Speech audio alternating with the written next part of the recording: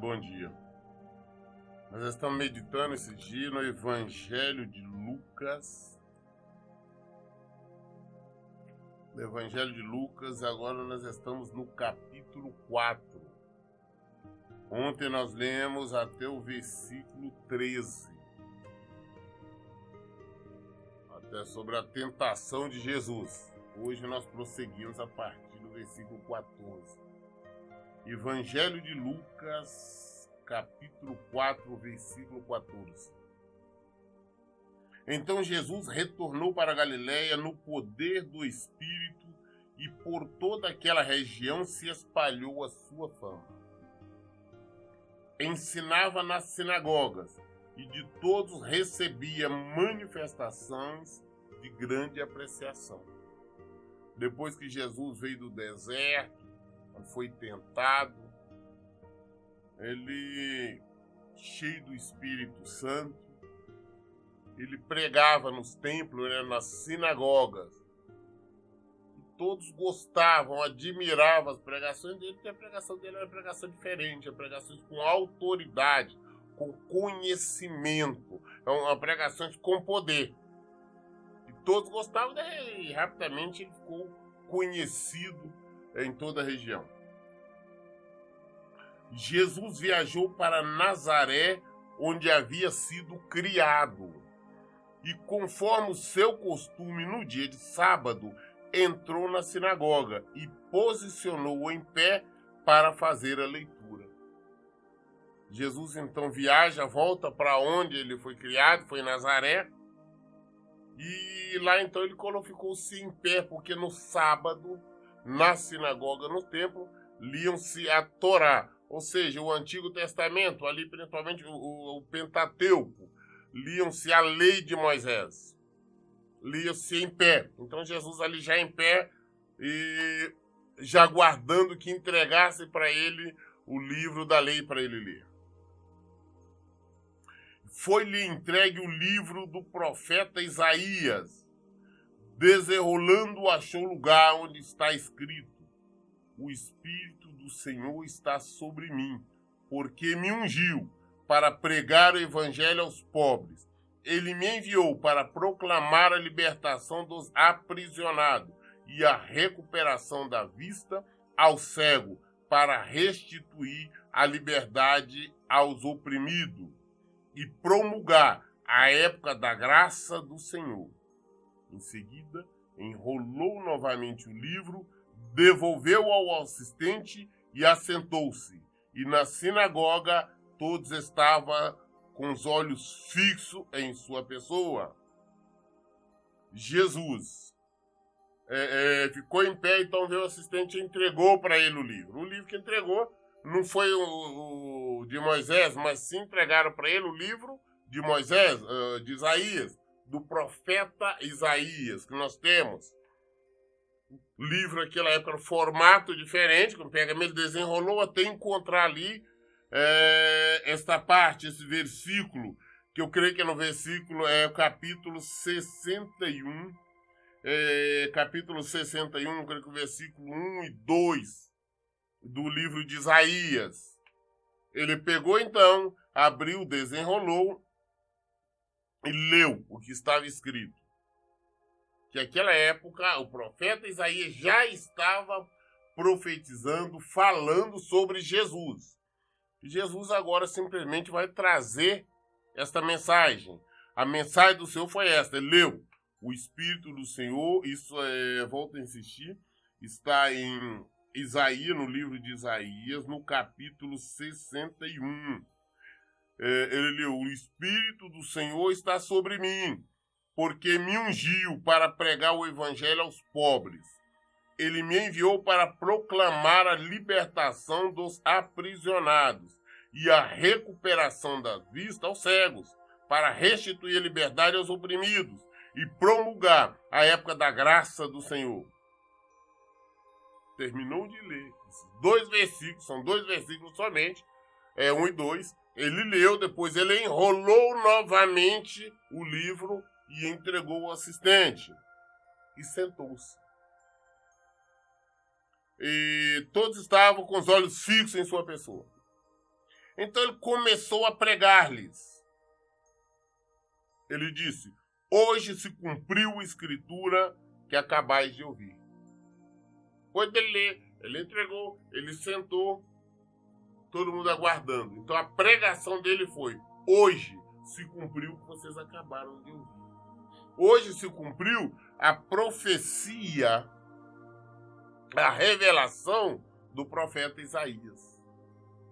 Aquilo que o profeta Isaías tinha falado 700 e tantos anos anteriormente estava se cumprindo, e Jesus mostrando isso.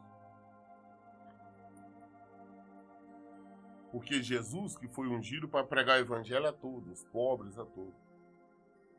Ele foi enviado para proclamar a libertação dos aprisionados, a recuperação da vista ao cego, para restituir a liberdade aos oprimidos e para promulgar a época da graça do Senhor. E todos exclamavam maravilhas sobre ele e estavam admirados com as palavras de graça que saíam dos seus lábios, mas questionavam entre si: não é este o filho de José? Então todos ficaram encantados com a pregação de Jesus. Jesus pregou de forma, como eu disse, a pregação dele era com poder, com autoridade. Todos encantados com a pregação dele. Mas ao mesmo tempo questionavam: esse não é o filho de José? Esse não é aquele menino foi criado aqui, correndo por ali? Como que ele sabe tudo isso? De onde vem esta sabedoria? De onde vem este entendimento? No entanto, Jesus replicou: com toda certeza citareis a mim o conhecido provérbio: médico, cura-te a ti mesmo, faz aqui em tua terra o que soubemos que fizeste em Cafarnaum. E continuou a falar Jesus: realmente vos afirmo, nenhum profeta é bem recebido em sua própria terra. Olha, aquele provérbio de quando diz que médico, cura-te a ti mesmo. Porque o profeta não é reconhecido em sua casa. Jesus foi admirado, mas não reconhecido ali onde conheceram, porque todo mundo viu e falou: conheço esse menino. Ali é o filho de José, de Maria, o irmão de Maria, de José, de Tiago, de Judas. Ele vivia correndo por aqui. Ele fazia isso, aquilo. Então não acreditavam nele como um homem de Deus, um profeta, como filho de Deus. Mas nós conhecemos ele. Então não acreditava, apesar de ver as palavras dele, a pregação dele, não acreditava. Jesus disse: nenhum profeta tem honra. E nós podemos saber disso, nós vemos isso hoje. As pessoas quando se convertem, pessoas quando estão no pecado, no erro, e quando se convertem, os amigos, parentes, os familiares, não creem, não acreditam na conversão, não acreditam na mudança, não acreditam que aquela pessoa que era um pecador, uma pecadora, hoje é uma pessoa cheia do Senhor, cheia de Deus, cheia do Espírito Santo de Deus. Acreditam-se em qualquer uma outra pessoa de fora, mas não acreditam naquela. E continuou a falar Jesus: realmente vos afirmo, nenhum profeta é bem recebido em sua própria terra. No tempo de Elias, posso lhe afirmar com certeza que havia muitas viúvas em Israel, quando o céu foi fechado por 3 anos e meio, e grande fome ocorreu em toda a terra. Contudo, Elias não foi mandado em nenhuma delas, senão somente a uma viúva de Sarepta, na região de Sidom. Aí ele dá um exemplo, fala: olha, na época de Elias, quem leu a Bíblia, quem conhece a história da Bíblia, sabe que Elias, ele foi para fora de Israel. Deus o enviou para a região de Sidom, exatamente para uma casa de uma viúva, onde Deus já tinha providenciado uma viúva para o sustentar. Que na verdade o sustento não era da viúva, mas de Deus. Mas mandou para fora de Israel porque não existia uma com fé o bastante. Porque você não conhece a história de Elias, sabe que quando Elias chegou até aquela senhora, aquela viúva que tinha um filho, ele chegou pedindo a água, ela trouxe a água, depois ele pediu para ela fazer um bolinho, um pão para ele. Ela falou, não, só tem um restinho lá, que vai dar para mim fazer para mim e meu filho. Eu estou catando uns gravetos aqui para nós assarmos o pão, depois vamos morrer, porque não tinha mais nada. Elias disse, não, mas o Senhor diz assim, vai, faz primeiro um bolinho para mim, me traga aqui, depois falta para vocês, porque não vai faltar farinha, não vai faltar azeite. Ela creu, ela fez, ela trouxe durante 3 anos. Não faltou a farinha, não faltou azeite. Ela não somente se alimentou, ela e o filho dela, como também Elias. Ou seja, ela trouxe, ela serviu primeiro Elias pela fé. Jesus está mostrando, se fosse Israel, não teria encontrado nenhuma que teria fé. Nenhuma foi abençoada porque não tinha fé. Deus teve que enviar Elias para fora de Israel, porque foi lá que tinha uma viúva de fé. Israel, quer dizer, povo de Deus, não tinha uma pessoa com fé. Jesus está dizendo, olha, ele diz com certeza, novamente lendo o versículo 25 de Lucas 4, no tempo de Elias, posso lhes afirmar com certeza que havia muitas viúvas em Israel, quando o céu foi fechado por 3 anos e meio, e grande fome ocorreu em toda a terra. Contudo, Elias não foi mandado a nenhuma delas, senão somente uma viúva de Sarepta, na região de Sidom. Quantidade que tinha de viúvas em Israel. Mas Deus teve que enviar ele para fora. Lá para Sidom. Lá de Sarepta, porque não tinha nenhuma com fé o bastante para ter procedido como aquela viúva. Assim também, no tempo do profeta Eliseu, havia muitos leprosos em Israel, mas nenhum deles foi purificado, a não ser Naamã, o sírio. Tinha muitos leprosos naquela época em Israel. Mas quem foi purificado foi o Naamã, o sírio. Ele teve.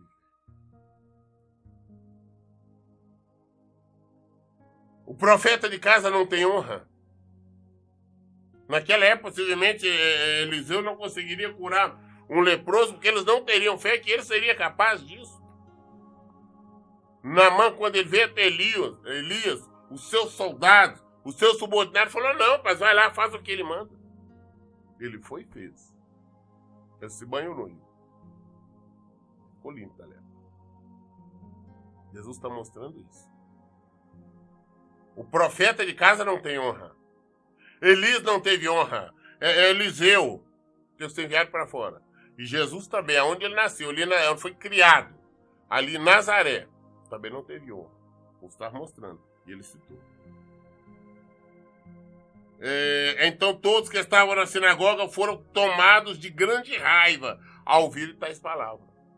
E o povo então ouviu Jesus falar isso, que eles não tinham fé, que eles não reconheciam o profeta de casa. Eles ficaram com raiva. Se exasperaram. E levantando-se, expulsaram a Jesus da cidade, levando até o topo da colina, sobre o qual a cidade havia sido edificada, com o propósito de jogá-lo de lá precipício abaixo. Todavia, Jesus passou por entre eles e seguiu o seu caminho. Então eles levaram, quando Jesus falou isso, eles levaram Jesus lá em cima, lá no monte, num lugar alto lá, para jogar ele, para acabar, para matar logo Jesus. Desde o início Jesus foi perseguido. Eu tenho, quando eu vejo aqui, só que chegou lá em cima, lá na hora de atirar ele, Jesus passou no meio dele e não conseguiu. O que eu entendo com isso? Por mais que as pessoas não falem a esse respeito, eu entendo que Jesus, ele aparecia, as feições, as características dele, era reconhecido como a hora que ele queria, e como queria. Principalmente quando Judas Iscariote o traiu, Judas, para identificá-lo, fez o quê? Ele prometeu, falou, olha, aquele a quem eu beijar é este. Ou seja, Jesus, para os discípulos, ainda todos sabiam. Mas a maioria não. Apesar de Jesus estar no templo pregando todos os dias, para prender Jesus, ele teve que ser identificado através de um beijo. Também depois de Jesus ressurreto, quando ele apareceu para os discípulos, ali na beira-mar, ele foi reconhecido, apesar de ter falado com eles, não, joga a rede à sua direita, tem alguma coisa para comer, esse tipo de coisa. Esse diálogo que travou com os discípulos, ele foi só reconhecido quando eles trouxeram a rede cheia de peixe. Jesus ressurreto, né? Aí então João disse, o Senhor, foi quando Pedro se tirou na água. Ou seja, reconheceram pelo milagre, não pela fisionomia. E também nós vamos ver no decorrer dessa leitura inúmeras situações que Jesus escapuliu no meio de todos sem ser visto. Com isso, eu entendo que tinha momentos que Jesus não deixava ser reconhecido. Como aqui nós vemos, eles conduziram Jesus até o monte para atirá-lo. Mas Jesus passou por entre eles e seguiu seu caminho. Então, creio que neste momento, eu acredito que a aparência de Jesus não era reconhecida, identificada. Porque Jesus passou. Aqui não diz que ele reagiu, que ele combateu com violência, não. Ele simplesmente passou. Para passar no meio do povo que estava ali irado, querendo jogá-lo, querendo matá-lo, só não o reconhecendo. Lucas capítulo 4, versículo 31. Então Jesus desceu para Cafarnaum, cidade da Galileia, e noutro sábado começou a ensinar o povo. E todos ficavam deslumbrados com seu ensino, pois que a sua palavra era ministrada com autoridade. Jesus foi para Cafarnaum e começou a ensinar, começou a pregar no sábado, que é dia que eles estavam no templo, na sinagoga. Ele foi pregar. E o povo ficava admirado com a autoridade, a maneira de pregar, pregação de poder.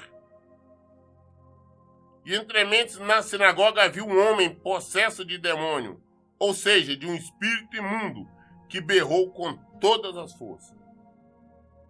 Que tu queres conosco, Jesus de Nazaré?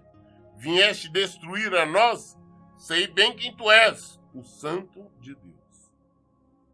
Jesus pregando ali na sinagoga, tinha uma pessoa, um homem que estava endemoniado, com espíritos malignos, e esse espírito na hora grita, usando esse som para gritar, disseram, que tu queres conosco, Jesus de Nazaré? Vieste destruir a nós? Sei bem quem tu és, o Santo de Israel. Esse demônio então manifestou e gritou, revelando que era Jesus, mas Jesus não está esperando louvor, reconhecimento por parte de demônios. Mas Jesus o repreendeu, ordenando, fica quieto e sai deste homem. Imediatamente o demônio jogou o homem no chão perante todos e saiu dele sem o ferir. Jesus não está tão agradecendo. Na hora que falou, fica quieto, sai dele e vai embora. O demônio jogou a pessoa no chão, como nós temos o costume de ver, quando nós estamos expulsando o demônio, pessoas caem. Ele ficou sem machucar, sem ferir, sem nada. Todas as pessoas ficaram maravilhadas e diziam umas às outras, que palavra é esta? Pois até os espíritos demoníacos, ele dá ordem com autoridade e poder, e eles se vão. As pessoas ficaram admiradas, mas o que é isso? O que está acontecendo? Nunca tinham visto isso. Ele prega com autoridade, ele ensina com autoridade, mas até os demônios, ele dá ordem, ele manda sair, os demônios imediatamente saem. Quem é este? Que até os demônios reconhecem ele? Que até os demônios obedecem ele? Quem é? Que prega com tanta autoridade, com tanto poder? Saindo da sinagoga, dirigiu-se Jesus à casa de Simão. A sogra de Simão estava atormentada, ardendo em febre, e rogaram a Jesus que o ajudasse de alguma forma. Saíram dali, eles foram para a casa de Pedro, né, Simão Pedro. E lá a sogra de Pedro estava doente, estava com febre, estava queimando em febre. Portanto, nós sabemos então que Pedro era casado. Ele tinha uma sogra. Apesar que depois todo o relato, em Atos, toda a vida de Pedro, não vemos mais citar, apesar que Paulo uma vez somente cita a respeito da esposa de Pedro, né, deles terem esposa, mas não vemos mais comentário a respeito da esposa, da mulher de Pedro. Mas ele era casado, ele tinha uma sogra e ela estava doente, ela estava ardendo em febre. E pediram a Jesus que ele se pudesse de alguma forma ajudar. Naquela época, poucos recursos, né? Não tinha medicina que nós temos hoje. Pediu-lhe que ajudasse. Então, estando ele em pé, próximo a ela, inclinou-se e repreendeu aquela febre, que no mesmo instante a deixou. Ela rapidamente se levantou e passou a servir. Estava perto, ele inclinou sobre ela e mandou a febre sair. Imediatamente a febre saiu, ela se levantou, ela foi servir, ela foi providenciar lanche, comida, almoço, não sabendo o que, para ele foi servi-los. O que nós temos que observar, que eu tenho visto inúmeras vezes pessoas orar, não vou orar pelo um doente. Aí ficam numa oração lenga-lenga, uma oração estranha, Senhor, cura, ou Senhor, faça isso, ou Senhor, tira essa doença, tira isso, mas não é isso que Jesus nos ensina. Ele nos ensina para nós, quando estamos revestidos do poder e autoridade do Senhor, dar a ordem à enfermidade, mandar a doença, mandar o mal sair. Nós temos que falar diretamente para a doença. Nós temos que falar diretamente para o mal, diretamente para a enfermidade. Mandar sair no nome de Jesus e vai ter que sair. Por que vai sair? Porque não é no nosso nome, não. É em nome de Jesus. Se nós estivermos com ele, se nós estivermos unidos, se ele estiver em nós, a doença vai sair, o mal vai sair, a enfermidade vai sair. Estando ele em pé, próximo a ela, inclinou-se e repreendeu aquela febre, que no mesmo instante a deixou. Ela rapidamente se levantou e passou a servi-los. Ao cair da tarde, o povo trouxe à presença de Jesus todos que tinham diversos tipos de doenças. E ele os curou, impondo suas mãos sobre cada um deles. Diante disso, o povo ficou sabendo, começou a trazer todos os doentes que tinham na região, ele ali na casa de Pedro, e estavam trazendo todo mundo, e os doentes. E Jesus impunha as mãos. Jesus orava com imposição de mãos e mandava o mal embora. Mandava a enfermidade embora. Mandava a doença embora. Jesus impunha as mãos. Eu vejo muita gente falar, não, Jesus não. Jesus orava com imposição de mãos sobre o doente, sobre o enfermo. E o mal saía. A doença embora, a enfermidade embora. Os demônios saíam. A libertação chegava. Então, nós aprendemos como discípulo dele. Quando nós temos que orar por enfermo ou libertação, nós temos também que impor as mãos. Não existe oração de poder para alguém. Uma libertação, uma cura, qualquer coisa, sem ser que não seja com imposição de mãos. Além de várias pessoas, saíam demônios gritando, tu és o Filho de Deus. Ele, contudo, os repreendia e não permitia que se expressasse, pois sabiam que ele era o Cristo. O demônio sabe tudo. O diabo conhece. Ele sabe absolutamente tudo. Quando ele começou a falar, não, você é o Cristo, é o Filho de Deus, ele não calava e expulsava. Ele não estava querendo revelação de demônio, ele não estava querendo bajulação de demônio, ele não está querendo nada disso, como tem alguns pregadores. Eu já vi pregador gostando, falando, não, demônio, fala quem eu sou. Esse tipo de coisa. E acabam pecando. soberbo, orgulho. Jesus não cala a boca, vai embora. E saía. Jesus orava, impunha as mãos, curava os enfermos, mandava as doenças embora, mandava os demônios embora, mandava tudo, as pessoas ficavam libertas, tanto de enfermidade como de demônios. Então nós temos que saber que nós devemos orar, mandar embora não somente a demônios expulsar, mas também toda e qualquer enfermidade. Nós devemos fazer isso em nome de Jesus. Ao raiar do dia, Jesus foi para um lugar solitário. Do outro lado, as multidões o procuravam, e assim que conseguiram chegar ao local onde ele estava, suplicaram para que não os deixasse. Aí da tarde, Jesus correu e foi para um lugar solitário, ficar só. Para quê? Para ele orar, para ele ter liberdade de falar com o Pai. Jesus subiu o monte, e todo mundo, não, eu vou ao monte orar. Não tem necessidade. Hoje vai no monte, você não tem o que Jesus buscava, o povo hoje não é buscar isso não. Porque vai lá, vai um bando lá pro monte. Um bando de pessoas, nós estamos orando. Jesus buscava a oração solitária, ele e o Pai. Por isso que ele nos ensinou, quando nós fizermos alguma coisa, nós entramos no nosso quarto, fechamos a porta, falava ao nosso Pai que tem secreto, e o nosso Pai que tem secreto responderá.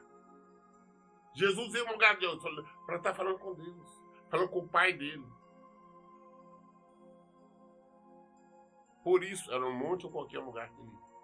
Então Jesus foi, ele está no lugar, se retirou, ao raiar do dia, só já de madrugada, mas para estar conversando com Deus. Mas o povo começou a procura, até que o encontraram, foi no local que ele estava.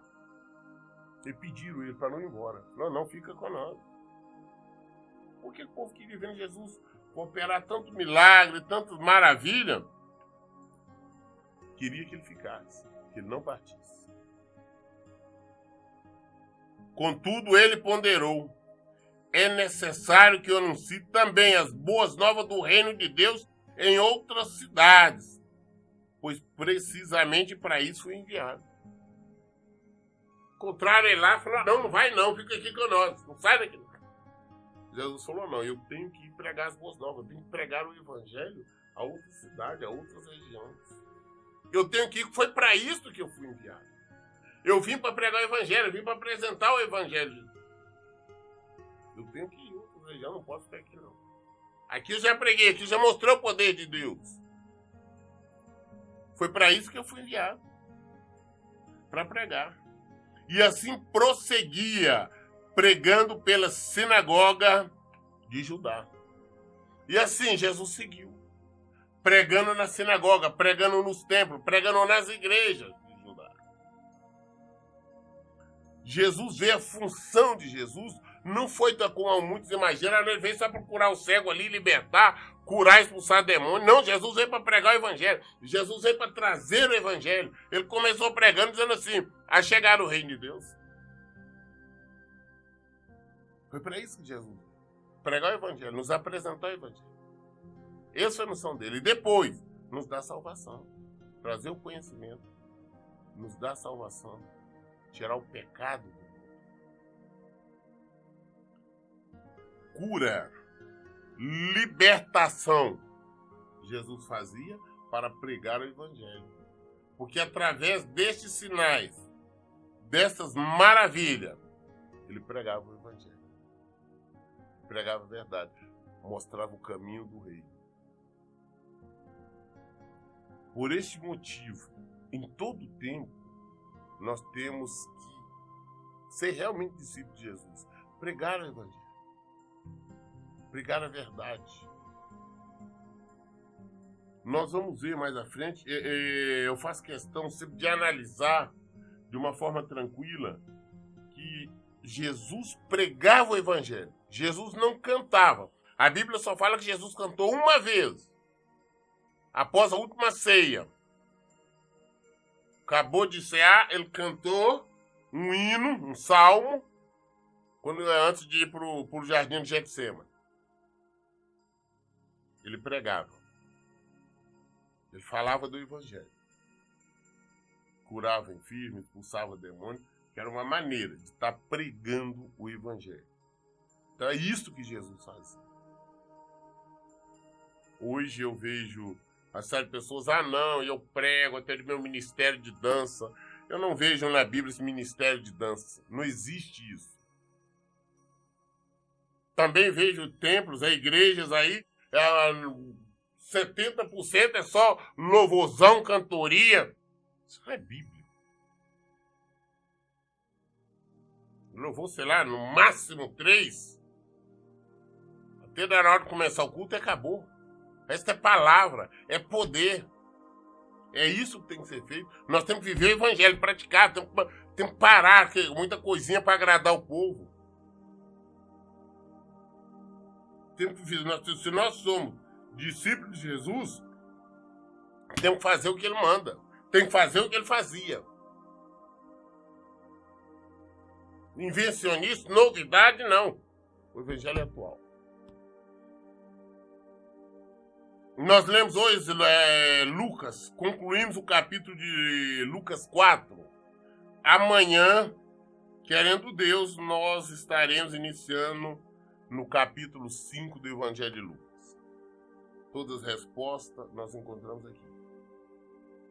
Por isso, em todo tempo eu digo, leiam e pratiquem a Bíblia. Que Deus abençoe. Tenham um bom dia.